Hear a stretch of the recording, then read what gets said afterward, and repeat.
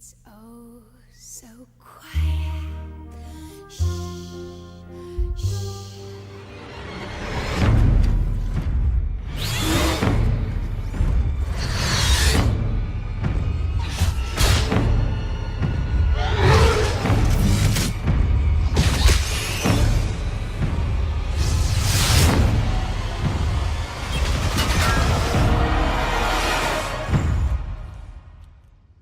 Hell, it's about time.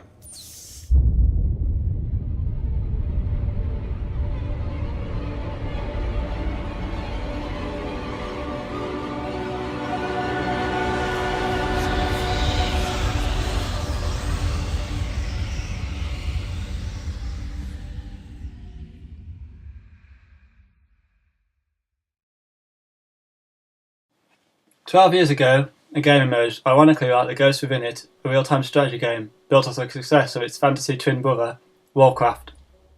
The first installment of a trilogy sequel, Wings of Liberty, focused on the re-emergence of the Terran Dominion, where eternal struggles continue. Reassuringly, I'm somewhat of an RTS fanboy and played tons since my first PC.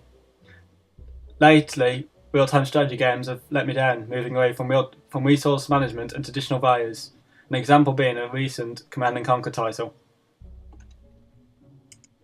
Starcraft 2 is a step back into the fray, with hard-hitting, fast action and improved graphics. It's at the forefront of future RTS titles, and an aim for the future. Now let's let the big review begin. A simple to use interface and traditional RTS with decent graphics, the cartoon style suits brilliantly with those familiar to World of Warcraft or Warcraft. The graphics are improved and suits the style of gameplay well. It does not take itself too seriously, with touches of humour and an aspect of greatly needed for an enjoyable experience. It's got grit, giggles, and is very well balanced, with a rock-hard storyline. It does borrow some similarities to sci-fi's traditional values, but then why mess with what works? The strength, the brains, and the mutants are examples.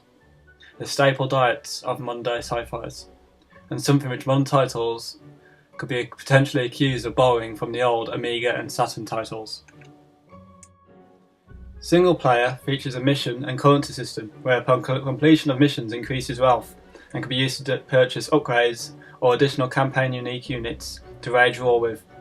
However, this is not done conventionally as in Dawn of War 2, where in a simple pop-up panel greets the player actually gets to navigate around the base, from cantina to the labs, interacting with certain equipment, and even able to play the minigame Lost Vikings, a somewhat homage back to Blizzard's early days.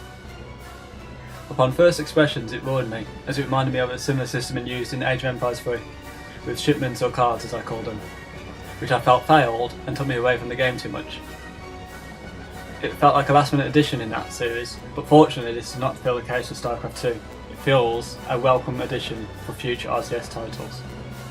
Alas though, it does have its disadvantages. For many, it will be the removal of the multiplayer LAN feature to focus more on their new Battle.net system. It may discourage some players, but the Battle.net system, in my opinion, is greatly improved and allows for personalisation and even interaction within Facebook. It's hard to find fault of it, besides it may lack a number of numerous units, with them being quite small in quantity. But then again, they're so unique, there's little need for mass duplicate units, and the expansions may provide additional single player units. All I can say is, bring on the swarm.